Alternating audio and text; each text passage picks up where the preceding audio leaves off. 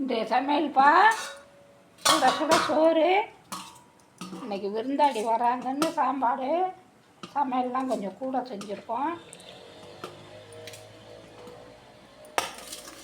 அப்புறம் சேப்பங்கிழங்கு வறுவல்ப்பா. இது உடம்புக்கு ரொம்ப நல்லது.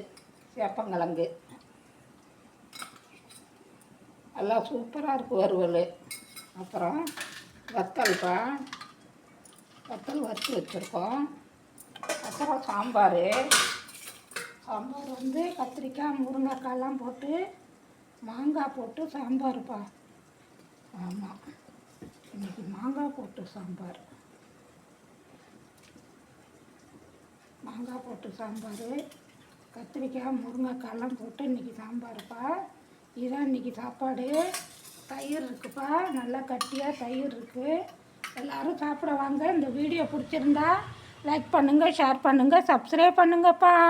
தேங்க்யூ. நல்லா கமகமன்னு வாசனையாக இருக்குது. எல்லோரும் சாப்பிட வாங்க. தேங்க்யூ.